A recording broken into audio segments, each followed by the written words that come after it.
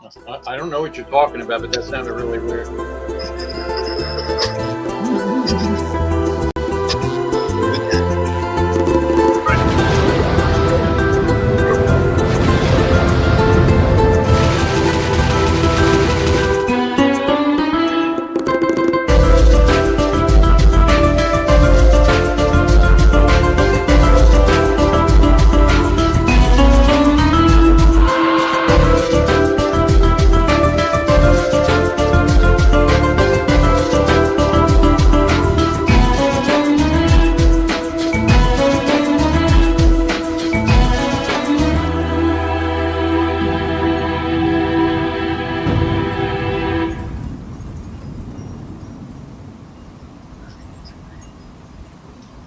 Hello, everybody, and welcome to another edition of the 86'D Movie Review Show.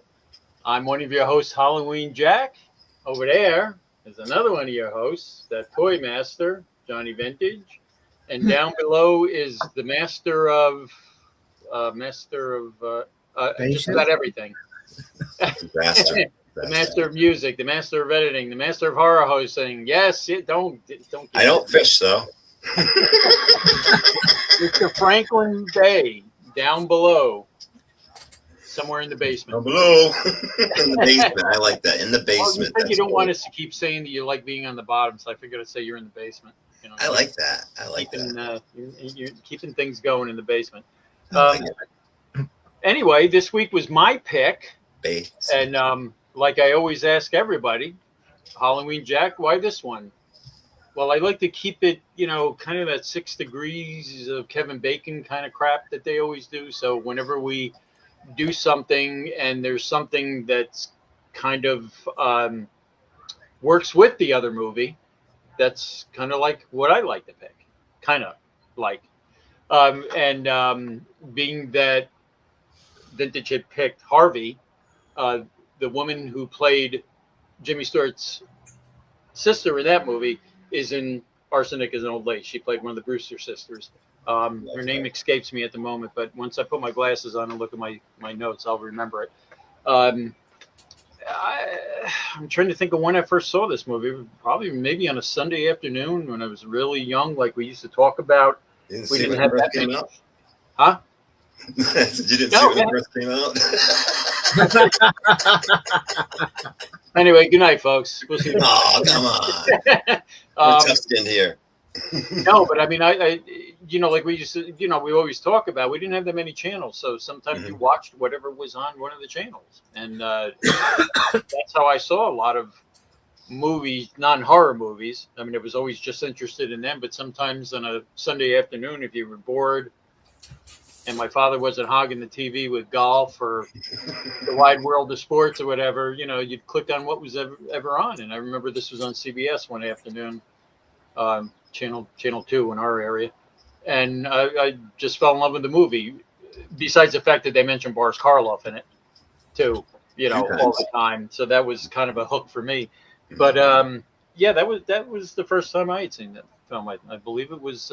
I don't remember how old I was. I might have been like 10, 11, something like that. But anyway, I'll start with you, Vintage. When was the first time you saw this?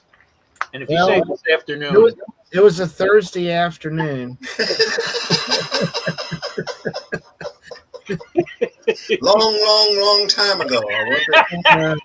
5 minutes ago. It seems to be the norm lately, but go ahead. No, wait a minute. It was just March 23rd, 2026. Yeah. Yeah.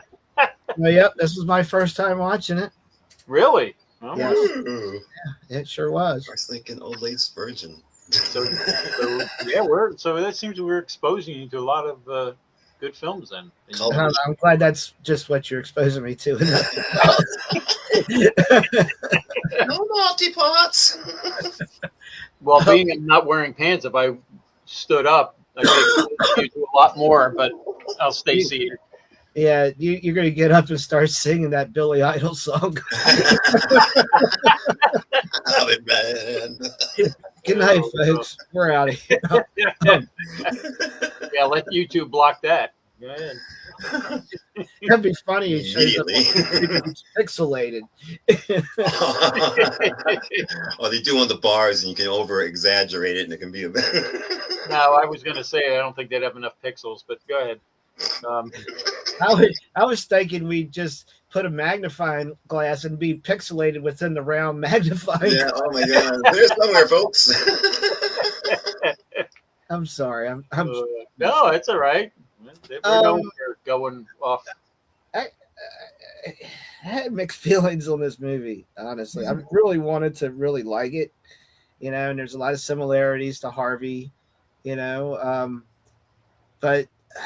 it's just a mixed bag for me. I'll get more into it later, but I wouldn't watch it again. I'm sorry. Yeah.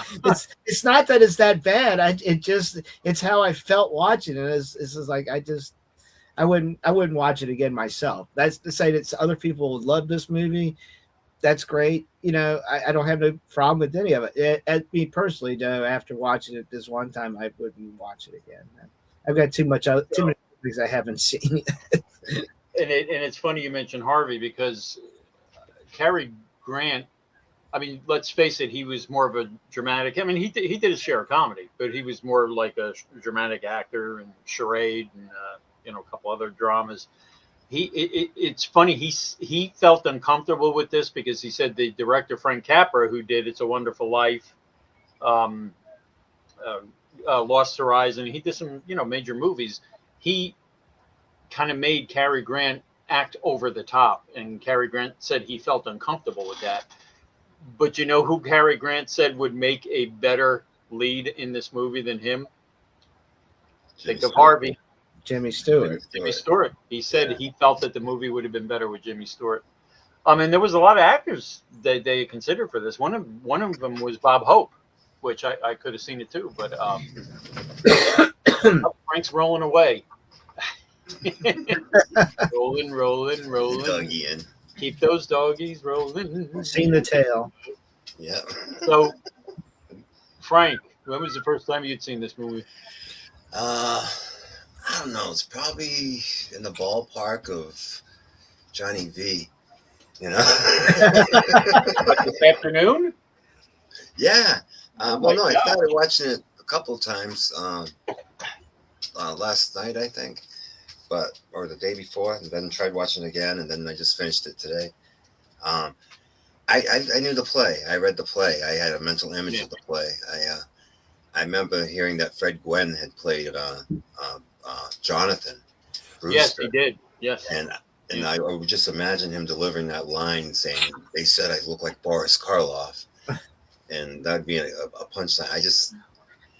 I loved the play. I loved the play when I read it, but it didn't play out in my head the way I remembered the play. That was more of an opportunity to show off Cary Grant's fun side and cute side for the time. He was at the time he was the Brad Pitt or whoever. Oh, of his time, yeah. Yeah, and so of course, and it was a fun movie. It was a great movie. I did like it. It's just I'm basing it based on the play, because I happen to love the play first. But yeah, we'll get to that. I mean, I thought what they did with makeup wise of Raymond Massey, who they almost made him look like Karloff. Yeah. In this film, and ironically, he was with Karloff. He was one of the actors in The Old Dark House with Karloff. I mean, I enjoyed the zaniness of this movie. Mm-hmm. It was like such kinetic energy, and it seemed like it was constant all the time, and it was just so off the wall and everything like that. Now, this came out. Actually, the stage version came out in 1941, and they started filming this, and they didn't release this until 44. They had to wait until the play had done its run on Broadway, and it didn't end until 1944. That's why this wasn't released until 1944. I thought they waited for the war to end. Well, and it's funny you're saying that because Frank Capra, who was the director, wound up enlisting in the Army and did not finish this movie until he did his duty. Wow. Came out. So I mean, I guess it didn't really matter that that it couldn't be released until the play had run its course. But Bless him and thank him for his service, man. That's awesome. Yeah, I mean, he enlisted and was drafted, and they actually gave him time to finish making this movie before he did his duty. I mean, yeah, there's a lot of stuff like that with this. All right, so let's go with Johnny. Any favorite parts? Not At all? Anything? Any favorite parts? All right. I'll settle for anything. Title music, even the title, anything. Did you like anything about it? The color. Why did that show up? There it is. On my screen. The shade of gray. No, but here, I pick up a lot of things visually, and I had paused the policeman scene walking in an earlier part. It copied down a quote, which I'll try to read here in a minute because I picked bad lighting to do this. but so I pick up a lot of things visually, and the thing I really loved about this movie was the set. And here's why. Yeah. I'll agree with that. It was always contained there. They never left that set. Everything was there on that soundstage. But in this, I took this with my camera. I'll take a picture of the computer screen. But I looked at this, and it showed how they try to do so much with this scene in the set, how much depth you have. First, you have the tree. Then you have the car driving by, the policeman, the curb, another tree, a fence, the graveyards, another tree. Then you get to the building scenes back there where they've got the short building drop, which is probably as tall as the guy is if he went up and walked next to it to give it depth.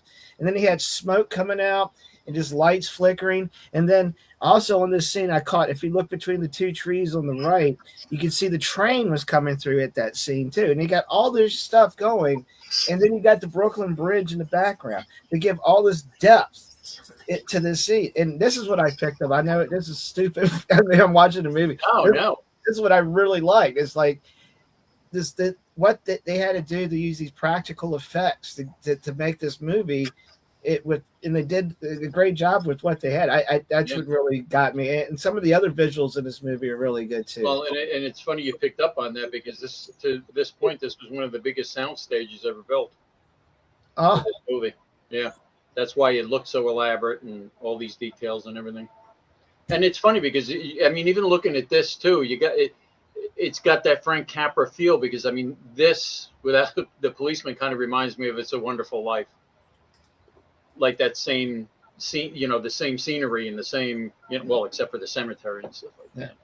Ironically, another Jimmy Stewart movie. But I think if Jimmy Stewart had played this, it would have been too similar to Harvey. I think it would have been the same way. I in my personal opinion. But I'll get to that later in my dislikes. All right, let's see what I can read here. Note to self: don't use blue light next time doing it. Is that a shot to John? Let's see here. I like that when he was talking to the girl, and he says he's the symbol of bachelorhood. I don't know if there's. I guess there's points I can make in a discussion. Well, did they point out in the beginning that he was being the author he was, that he had written a book about bachelorhood? Yeah. Yeah. He was first off, in the scene when they're in the phone booth, and I'm looking, she's really gorgeous. She's a very pretty girl. Yeah, very gorgeous, and he was a jackass. Totally. The reason I paused the two cops and how I noticed that scene, and then I paused it to get this quote because they're walking, and the kids. By the way, the young kid's O'Hara, right? Which I guess maybe he's young Chief O'Hara because the same police force is just as bungling as it's the one in Gotham. um, anyway, he says, "Did George Washington ever do sleeping around here?" And the other cop goes, "Of course he did. This whole neighborhood stinks of atmosphere." And I'm like, okay, that's an odd question to ask. Hey, did George Washington ever sleep around here? What are you going to glean from that information? I'm just curious. I mean, it seemed odd. And then when the other cop says this neighborhood stinks of atmosphere, you know, Well, it was a good answer. a tagline that no real estate agent has ever used. Maybe. And I have to cry. I cracked up when the first time that Teddy Roosevelt charged up the steps. But, Oh my God, yeah. And then when Cary Grant's talking about his brother, well, he's probably either in jail or he's been hanged. So I'm like, damn, dude. And this is all happening on Halloween, and so we got that one scene with the kids getting Halloween candy. And I love those old Halloween masks. Yeah. Yeah. I adored that. You know, I know, like I said, I pick up on things. Halloween, I just love Halloween. Oh, so I think so do we, Frank. Don't we? Oh, what's that? What's that, Halloween, Jack? Never heard of it. Halloween, no idea. Is that a family get together? Without it, I'd just be Jack. You ain't Jack without Halloween. Yeah, the brother shows up, and the first thing I think is Scarface. But you're right, and then he looks like Boris Karloff. It was pretty good. Took him like 4 hours to do that makeup too, to get him to look like that. I love when Peter Lorre's talking to him, and they're talking about the dead guy, and he goes, "I got a hot stiff. We got a hot stiff linen on our hands."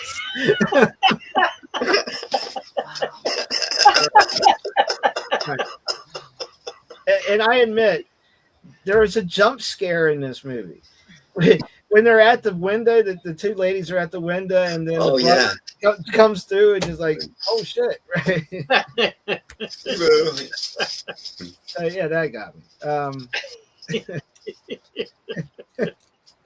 Is there anything else here? The window seat, yeah. I like when Mortimer's poking his brother's leg with a fork. Well, that was trying to get him back, I think. Because wasn't there something later on? He said something about putting needles under his fingernails or something like that. With the line. Yeah. And I thought for a minute that took me back. Took me aback, not back. When he said that about, remember I used to put needles under your fingernails or something? Yeah. That was like really damn harsh for back then. Yeah, it's like, holy shit, man. And what was the deal with him not feeling anything? And it didn't feel like they really played up on that later at all. The leg thing. I don't know.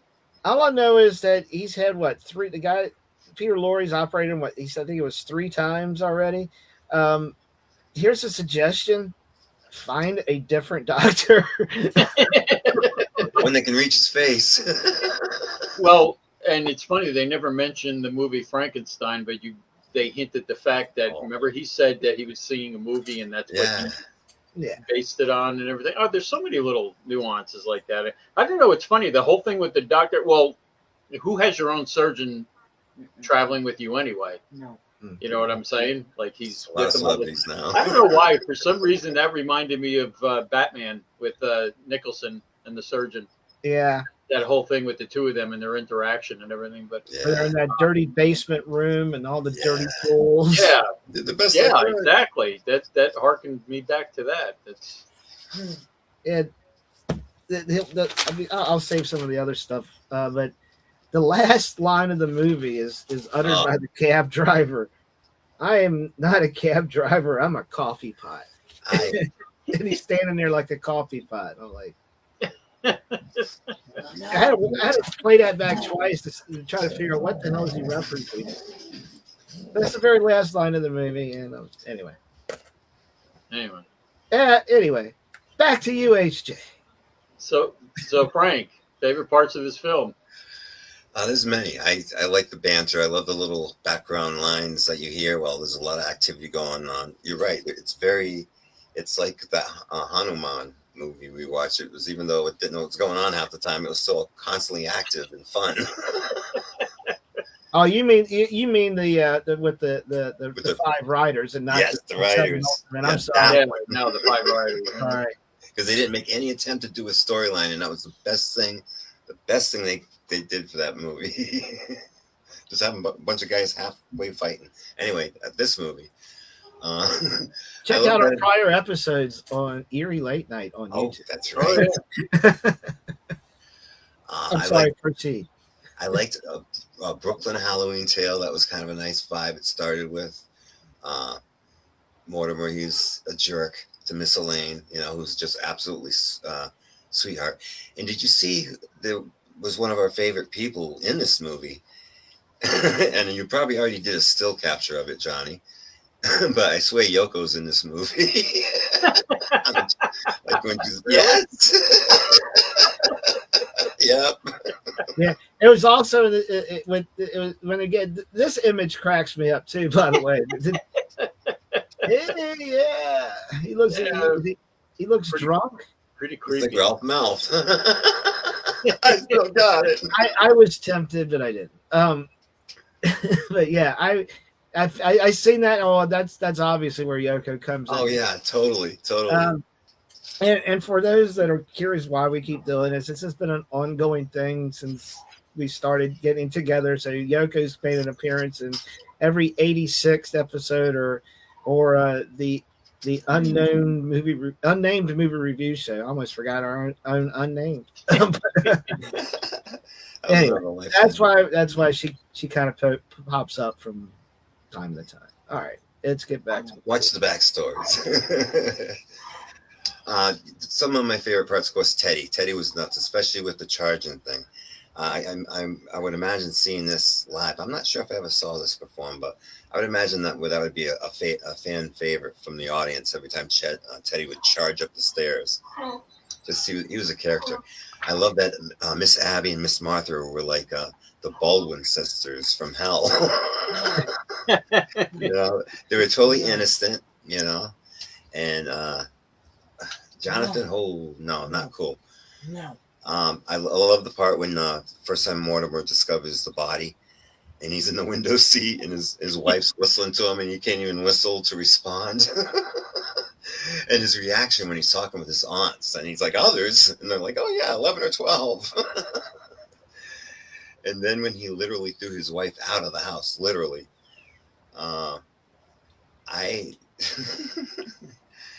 there's just a lot of stuff. One thing I really did love is when Teddy, the brother, he goes, when everybody supposedly had gone to bed, she tells him, one of the sisters tell him to stay down in the basement and come up and move the body that's in the window seat down to the canal that he's digging. I just love that he takes all that time to get the body there, and then when he goes, as soon as he closes the door, you just hit crash, bang, boom. But there's more that I like than what I disliked. But yeah, it was definitely a fun movie. And I like how they do that crash down the steps because there's never really any basement. You never seen the base. You never actually saw the basement, to be technical. You've seen, but a step or something, but you never seen the room, which is pretty cool in itself. But, it probably looked like the Munsters basement, Grandpa. I don't know. I just again, to me, the whole thing was the absurdity of the movie, the wackiness. Mm-hmm. Because I've always been a fan of like Laurel and Hardy and that kind of humor that the word's escaping me. Just like I said, the absurdity, the wackiness, the constant running around, the slapstick, the slapstick. Thank you. That's the word I was trying to think of. As much as Cary Grant felt he was over the top, and he was, I think it's what it needed. It is what it needed. He pulled it off. And it's funny because this actually, even though this was a comedy, this was actually based on a real person. Amy Archer was her name, and they actually did this on a episode of Tales from the Crypt, the one with Morton Downey Jr., where he goes into the house to investigate the haunted house. It was based on her, where she was killing her. She was a little more sinister in what she was doing because she was taking their Social Security money and stuff like that. Where these two were, I don't know, you kind of get the impression they were doing it to help them. Yes, even though it's ridiculous as it sounds.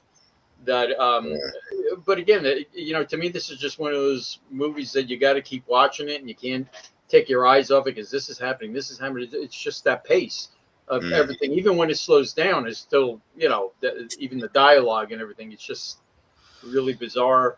I mean, about two old ladies killing everybody, but you're kind of on their side, and the fact that their nephew killed 12 people and they killed 12, so that's why he had to kill the 13th.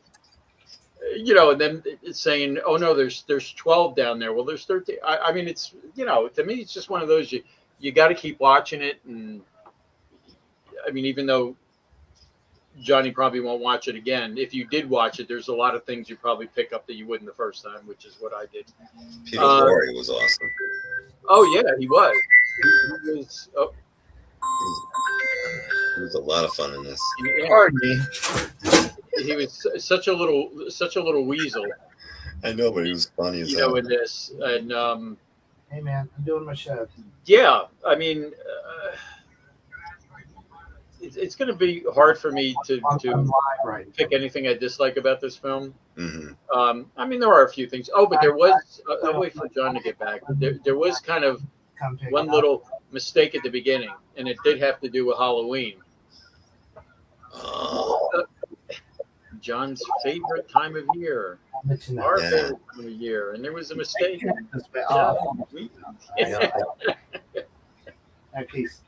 I'm wondering because there was something that felt a little off. That just blew it off for the time. I'm like, that's the way they interpreted it back almost 100 years ago. Well, that was. Think about it. The Brooklyn Dodgers were playing in the World Series, but yet it was Halloween. Yeah. Back then, the World Series did not go into Halloween. Matter of fact, I think that particular World Series was over by the end of September. Maybe they were just saying because they won. Maybe they weren't saying it would just happen. Or did saying it was a fantasy. and this is what I read. Them saying that the Brooklyn Dodgers were in the World Series at Halloween was kind of poking fun at it, as if to say, like when hell freezes over. Yeah, this is a fantasy. That was like yes, it was a poke at the Brooklyn Dodgers who go Mets. Weren't that great back then, but yeah. All right. And the Mets are losing terribly. They're like 12, 13 in a row, and the Brooklyn Dodgers and the Los Angeles Dodgers now, who have the highest payroll of some more than some countries. Wow. They probably own some countries. Yeah. Anyway. Well, if you want to see that, don't forget that NFL draft started today. So you want to see some exorbitant, amounts of money. Okay, Frank, I'm going to go with you on your dislikes. Actually, this is hard. You guys are going to think I'm nuts, but one of the things I disliked was Jonathan. He was kind of just off to me. Yeah, it looks cool, the makeup and everything, but I thought he was like more over the top. And other times I just thought he was really, really just weird. Just, I don't know. I didn't dislike him, but it just seemed a little off to me. Peter Lorre was great, the way he kicked in there. But other than that, I didn't have anything I really disliked about the movie. I thought the characters and everything else, except, and it was already mentioned by Johnny, was the last line of the movie. And that's stupid cab driver. It was like, dude, it was a funny movie. There's a lot of funny stuff that was said, and that's your takeout line and delivered by that guy. And it made no sense. I'm a little teapot, Did he ever get paid for his meter running? Yeah, well, and that was a lot of money back then. Oh yeah. What did he get up to? I forget. $55 or something like Oh that. my gosh, yeah. It was 20 something at one. Yeah, he said 10 more minutes and you'll own it. He said.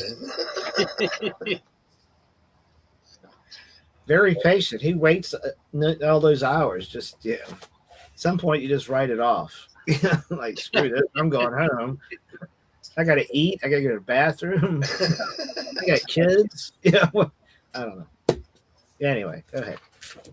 No, that's about the only thing I disliked about the movie. Everything else was, especially for its time, I thought it was a very well done film. So it's just the bad guy kind of threw me off, and I don't know, just that cab driver kind of closing it out kind of ruined it for me. Like, just lost half a point. And what was the thing that Cary Grant said at the end? I'm a son of. Sorry. Oh yeah, I'm a son. I'm a son of a I got it here. Now. I'm a son of a sea cook. Yeah. You know what they really wanted to say there, and they actually did have it in the script. He was going to say he was a son of a, and that's what they replaced it with, which is really weird. What was he going to say? Come on, HJ, you can say A sea witch. a son of. Yeah, it rhymes with witch, not without the word sea. We've said a lot of worse things than that. Jenny has said a lot worse things than that. Well, that's Jenny, and I ain't Jenny. No. Remind me, I got to do something. All right, vintage. I mean, were you done, Frank? Was there? Oh yeah. Because for later, there's a lot more things that I did like some of the lines and everything. So. Yeah. So vintage. What did you dislike about this? Well, this sort of there's two things. I'll get to the one that sort of ties in the Frank. The problem I see with the movie, it's supposed to be a comedy, and it has a slight tone change when the brother shows up. Yeah. Right? I mean, it doesn't have a comedic feel anytime he's really on the screen for the most part until he gets whacked in the head with a shoe. Because let's be okay. First off, a comedy where there's at least 24 dead human beings, 12 or 13 of which are in the basement. Or actually, that would make now. Would that make? 20, I don't know.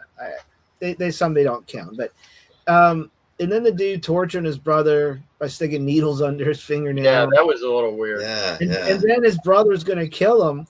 But he's going to take the 2-hour route so he can torture him and make it a work of art. Damn, that's funny. I was rolling in the aisle, or somebody's head was. I'm not even. I'll save my notes for closing. But what really was the most distracting thing for me was Cary Grant's over the top performance. Yeah. It almost gave me anxiety in spots. To be quite honest with you, it was too much. I mean, I think Jimmy Stewart had been great for this, but it was too much. It was distracting, and to the point where it's almost annoying. Like I almost wanted to say, shout at the screen. Will you just quit shouting into your damn phone? It's just not going to make it. He's being rude as shit to that operator among his wife. I mean. Yeah, you had to feel sorry for her. Right? Yeah, I mean, you either got the patients or the saints, or it's very slim pickings where they're living there in Queens because she should find somebody else because he's a jackass. And she was gorgeous. She was just inside and out. Oh yeah. But those, like I said, I'll say what all this other crap for closing. But those are my two things. I have a trouble when it's we've talked about it before. Horror comedies. This is not a horror movie. It's supposed to be a comedy, but it has the horror side to it, and it just seems like Frank says it's something's off when you get to this point in the movie, and that's it. Just kind of how do you put it? It's kind of like when you're modeling, but it doesn't work. Yeah. Or it's like you ever have your HO train and you have that one car where one wheel goes off and it's setting everything else off. I thought we were talking wrestling people again. It's HO Train. Anyway, I'm done. I don't have much that I dislike about this. I mean, it just, kind of Cary Grant's attitude towards his now wife is kind of what bothered me. Yeah. But I guess, I don't know, back in the 40s, I wasn't around, contrary to what you said before. So I didn't know how they acted back then. One thing I think was kind of a perverted thing that he said when he was chasing her around the tree, and she goes, "I thought you wanted me for your mind," and he goes, "Well, I'll get to that later." Shoot, man, I mean, my biggest complaint about this is the two Brewster sisters and Teddy Roosevelt were all in the Broadway play, and they actually. Frank Capra, the director, had to pay them off in Broadway to get them into the film. Oh wow! But the runners of the Broadway play would not let Boris Karloff. He wanted to do this film, and they wouldn't let him do that. And I mean, and that's not a complaint about any of the acting or anything, but I think it would have been great if they had let Karloff be, the guy that looks like Karloff. Yeah, that would have made the film infinitely better. But I just think, let me see. Other than that, one thing that I forgot to say that I really liked was that line when he said, "Insanity doesn't run in my family; it gallops." Yeah, you can say gallops. I know that was. I'm telling you, the writing in this was really good, and to me, it still holds up. I mean, when you have jokes like that, to me, it still holds up. But what else can I say that I didn't like? I mean, there's really, other than that, the fact they wouldn't let Karloff do it, and and Cary Grant's over the top performance, which I can't say it actually is a dislike, but like I said, he admitted to it anyway. And that was the director. Yeah, there's really nothing about this that I dislike immensely, except for that. So. Hey Frank, here's your wrestling reference for tonight. All right, there we go. Oh. It's Sting! It's Sting, everybody! You didn't find the other picture yet? Sting! I'm trying to see if there was anything else I wrote down about a dislike. Hey, I worked that day. It was a rough day. I applaud you for that, but it's so funny that he's also looks just like a wrestling character. He took his key from looking like the Crow. So, but anyway. Oh, by the way, that guy that played that Dr. Witherspoon at the end, well, he was in the beginning and he was at the end. Yeah. He was in Batman in 1966, and I forget what episode, but he played Chief Screaming Chicken.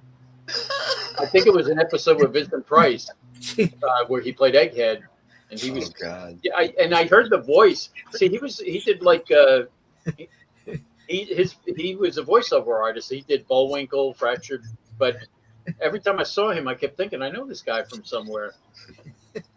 Chief Screaming. He was the excommunicated Indian because he kept jerking off everywhere.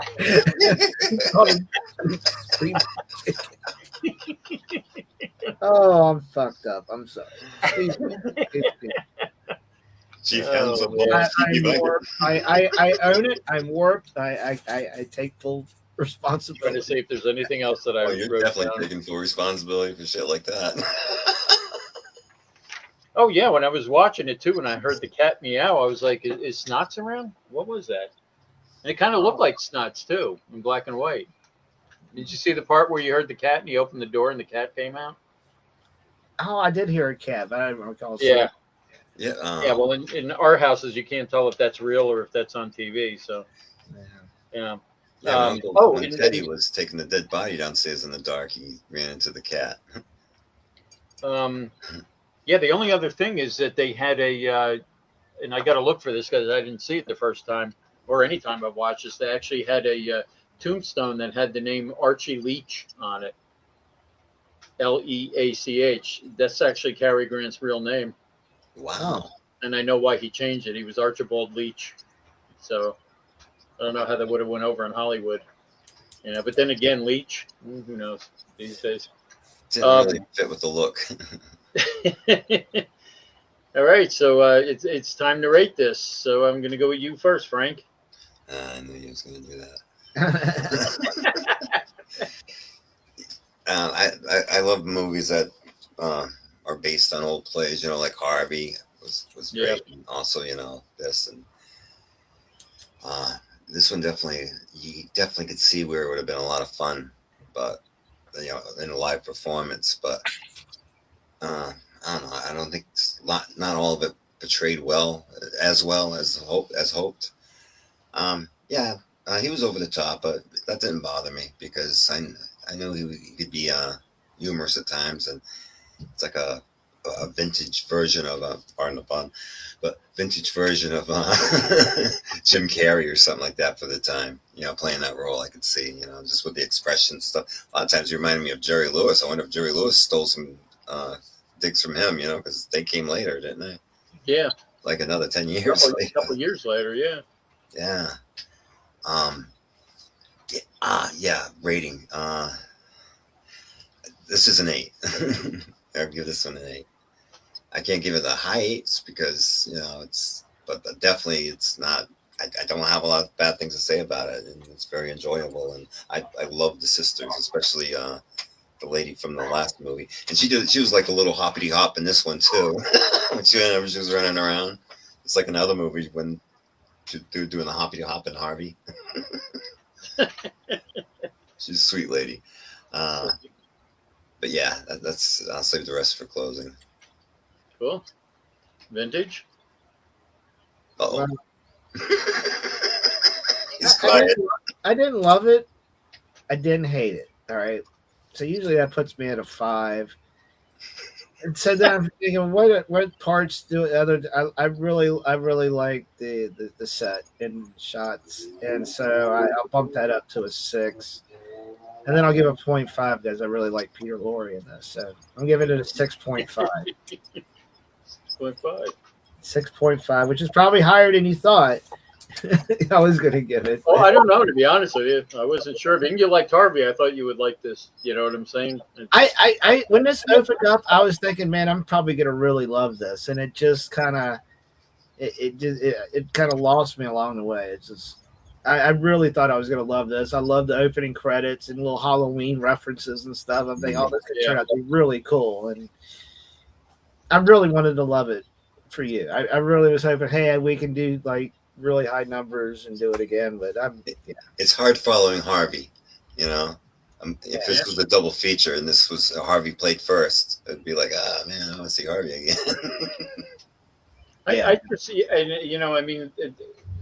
I think if I had to have another dislike, not really a dislike, but I wish they would have played up the Halloween thing a little more. It could have taken place during that time. I think there could have been a lot more they could have done with that. But they could have had, especially with Peter Lorre in the movie. Missed opportunities, but they had the Frankensteinish character, so I guess that was the Halloweenish part to this. But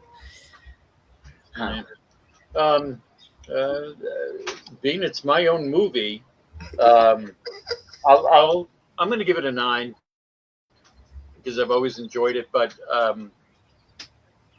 I think if Karloff was in it, I would have given it a 10. That definitely would have boosted it. Or Jimmy Stewart. I mean, can you imagine if it was Jimmy Stewart and Karloff together in that movie? That would have been a lot of fun. And again, no knock on Cary Grant, at all, or Raymond Massey. I think Raymond Massey did a great, job as a Karloff type character. But I couldn't, I just could imagine if it was Stewart and Karloff, it would have been that much better. But I'm gonna give it a 9. It's always been a favorite movie of mine, and like I said, it's that wacky slapstickness of it and the constant something happening of this film, that at 10 or 11 years old held my attention throughout the whole movie. I'll tell you, there's been movies where, like when I was a kid, and I told you I had my black and white TV in my room, and I'm sitting there watching it, that your mind would wander, or I'd start pulling out magazines and looking at them or whatever while the movies were on. because if they got slow or whatever. But I very distinctly remember watching this and having it hold my attention from beginning to end. So I enjoyed it. All right, so gosh, final thoughts already. Eeny, meeny, miny, mo, catch. No, it doesn't matter. Go ahead, Vintage. Final thoughts. Let's see what notes I have left. If there's any I can delete from my list.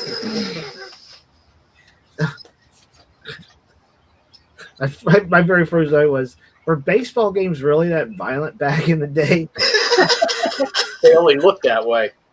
I mean, they started beating the hell out of each other. I thought that was and let's see, whenever she's the minister's daughter and he's a jackass.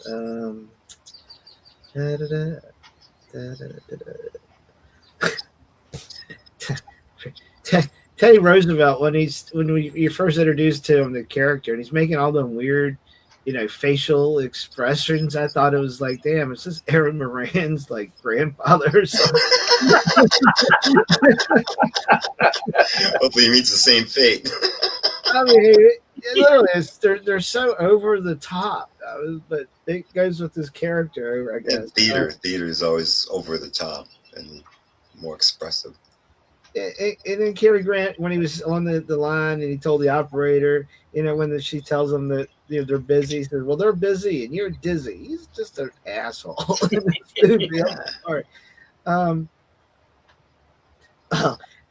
This is what made me think of Frank. if ever something happened and you were, alone and single and down and you ran into these old ladies, you're perfect because you wear hats and they collect the hats.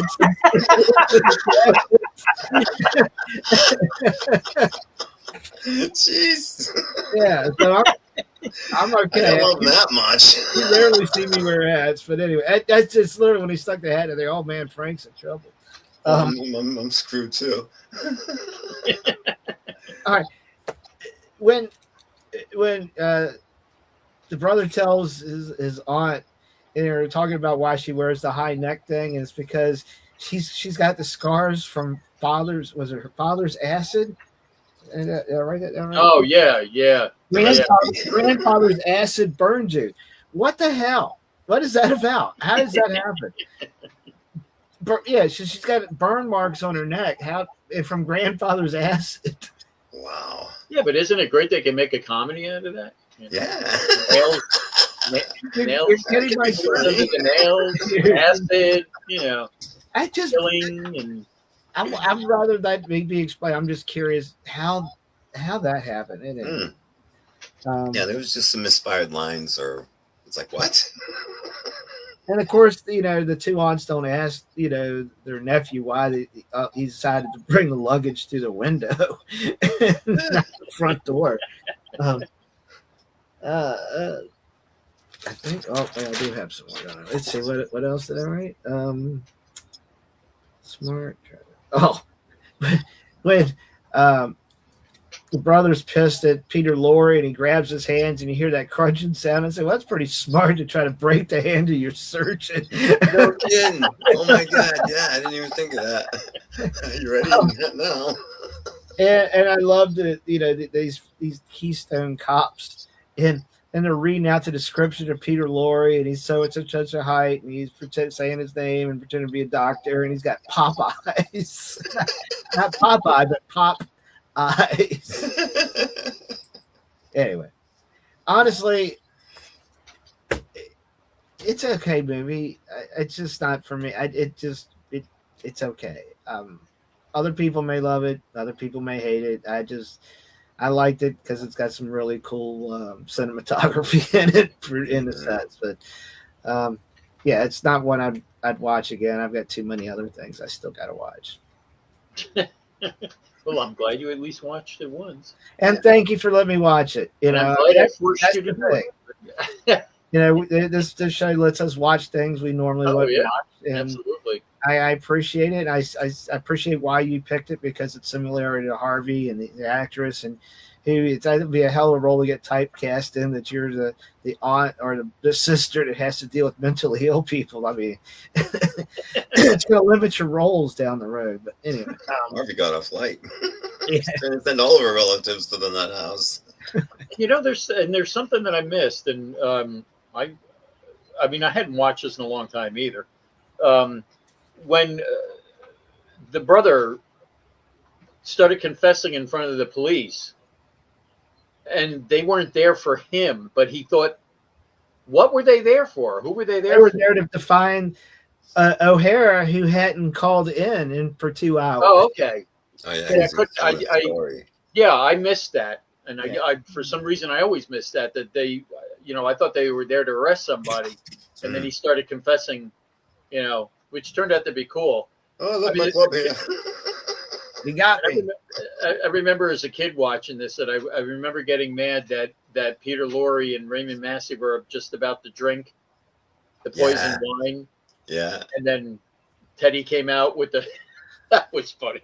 Yeah. Came out with the bugle and they dropped the wine. Yeah, that's a good part too. Okay, Frank, last thoughts, Frankie. I'm glad I got to see this version of it. It was fun and I enjoyed it. Like I said, I read the play. I love the play. It's not visually how I imagined it. He did have some really, really funny parts. Like when that one guy showed up, that guy, the tenant prospect, Gibbs, and he's like, I don't like it. When he saw him with the wine, he looks right at him. He's like, get out. Get the hell out of the guy. And then when he's talking to the sisters and they're telling him all the stuff, he's like saying, this is developing into a very bad habit. And then before he tries to resolve that, he was like, you did me a favor by telling me this and all that stuff. But now I need you guys to do me a favor. Can you do something for me? Don't do anything. And when he's talking to the guy that runs the rest home. When he walks out, he's like, I may be committing the wrong Brewster. Because the whole family was nuts. Yeah, but then he found out he wasn't a Brewster. Oh, yeah, and he's super happy running around saying, I'm happy I'm not a Brewster. I'm a son of a sea cook. I thought it was weird. I did like that Johnny Brewster reminded me of like Tombstone from the Spider-Man comics, as Peter Lorre always reminds me of Mole Man from the Fantastic Four comics. And one other little thing, like I said, there's little things they threw here and there. When they're wrestling around the cops and they're all duking it out, and Cary Grant's kind of like hanging out behind the stairs with the bugle, and he's making comments. When Jonathan finally gets knocked out and down, you hear him say, "Oh dear, I wish I could relax like that." There's just like a lot of little cute, quick little comments and stuff, and I do enjoy that type of humor. And the pace did keep up, But I would have loved to have seen Fred Gwynne playing that part. And the fact that I think I actually had that. I'll send it to you. I think it was there was a TV movie that they did it with Fred Gwynne, and I believe I have it somewhere. Thanks. Yeah, I just think it's the best movie made about serial killing sisters of all time. Yeah. So I mean, it's again the theater of the absurd, and it's just funny how everything just worked out at the end. Like here everybody's confessing the killing and nobody's believing them. That was kind of the way I liked the way that ended. He's sitting there saying, "Well, I killed this person and I killed it," and nobody believed anybody. Yeah. They walk away, gets away scot-free like the. So yeah. Well, I mean, thanks for the ratings. You're right, vintage. I mean, to be honest, I wasn't sure how anybody was going to take this. And I'll be one to admit, I liked Harvey better than this, but it's along the same vein to me. So it kind of was like the same thing. So anyway, I don't know if anybody was watching. No, I haven't seen any comments come up. So. But there's 2 likes. Okay. So anyway, next time or Tuesday we got the Green Hornet. 2 more episodes of the Green Hornet. Next Thursday we have Frankie's. They called themselves the Warriors. We know about the Warriors. They're a heavy outfit. But they came in peace. Can you dig it? Can you dig it? They were the out-of-towners, the outcasts, the misfits, on the other side of New York for one day, and they had just one night to get back. Warriors? Well, you guys are the big dudes, huh? They trusted no one. No one trusted them. There's nothing wrong with you making it through our territory as long as you're coming in peace. You know what that is, don't you? Yeah? Trouble. And the cops were the least of their problems. Still cops all over the place. So how come you hung around? You ask a lot of questions. Don't give me that. They were just 27 miles behind enemy lines. We're going back. Just 27 miles between them and safety. It's the only choice we got. 27 miles in a city filled with hate. And there were only 9 of them. 9 lives, and they needed them all. Now look, if you still want to get to Union Square, I can show you where to grab the train. They've got one way out. They've got one chance. Hey, wait a minute. I gotta ask a question. How come we're running? They've got one night. They came in peace. But they had to race to get home. And the race was on. The Warriors.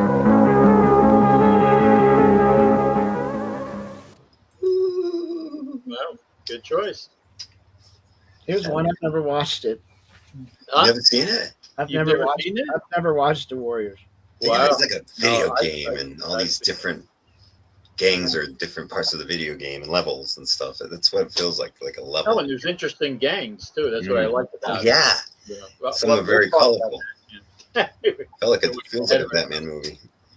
And then I think the Thursday after that is Vintage's pick for the 86. Have you thought of that yet, or you still? Yep. Okay. I'm not telling you. Is it a borf? No, Retribution. Retribution, yes. No, I'm not going to tell you till you see the preview next week. All right. That's fair. Yeah. All I right, like to Marvel. do give it a week, a surprise a week out instead of like, the moment you chime in and then see what I'm going to force you to watch. Well, and then we're going to have a week off, and ironically, I had forgotten about this, and I'm glad she has headphones on and can't hear me.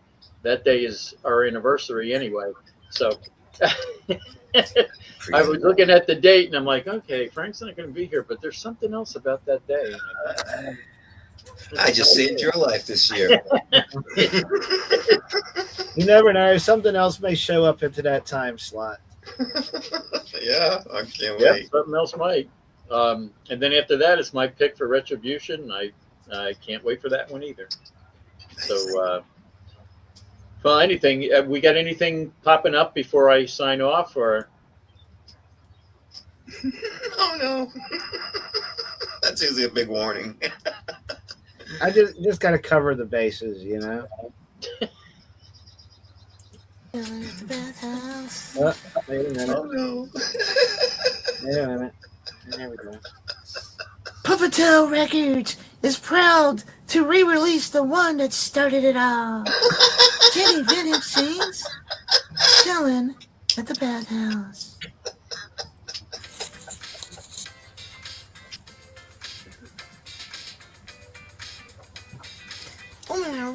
Woke up one day, thought to himself, I'm feeling a little good. So he got in his car and headed on his way to chill at the bathhouse. Chill at the bathhouse. Chill at the bathhouse. Chill at the bathhouse. He got to the place and asked what now. Guy said get naked and put on the style. Now go inside and find a friend to plow. Chilling at the bathhouse. Chilling at the bathhouse. Chilling at the bathhouse.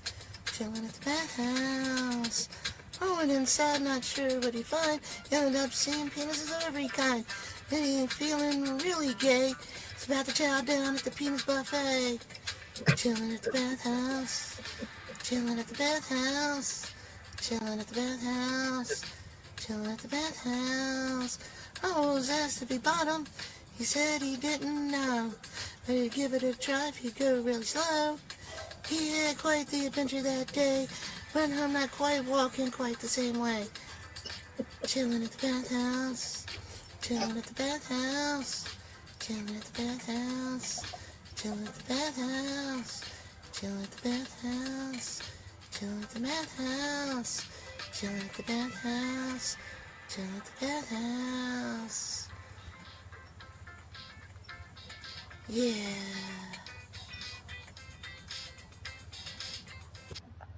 Well, So, for those people that had the question, where did Barry Bathhouse come from? There was Barry Bathhouse's first appearance. You're on mute. I had to. I was laughing too hard. You know, it just seemed like it would be a shame to let that go to waste. And I thought, well, you know, So that's the original. I thought that maybe that might have been a remake. no, No. that is the OG. Yeah, That wasn't Pat on the Fly. She didn't do Pat on the Fly with that. the song that got us to where we are today. you got to do the remix. Yeah. Oh well, that could happen. Yeah, I have ideas. Trust me, I have ideas. And if you want to see those ideas, keep tuning into us every Tuesday and Thursday. Yeah. Skip the bathhouse that week. Watch us. Well, on that note, thank you anybody who watched. Thank you anybody who's going to watch us in the future. And we'll see you on Tuesday with the Green Hornet, and then we'll be back here next Thursday for the Warriors right here on the 86 Review Show. Thank you, everybody. Peace out. Love you all. Love y'all. Oh man, I can't believe they're rerunning a bit they've already done before. I've been setting and catering all day, eating bologna and cheese sandwiches and having martinis. Oh, right. I just don't understand. I should have a spot. I mean, why not something new for me? All I'm doing is just sitting around. It's really frustrating. I feel so underappreciated here. You know, I feel like people will take advantage of me and don't see me for all the work and hard stuff I do. It's very frustrating. Very sad. Very frustrating. Something is going to have to change. Uh-oh. I'm not feeling so good. Oh no. I think it was all those bologna sandwiches. Oh no. Oh no.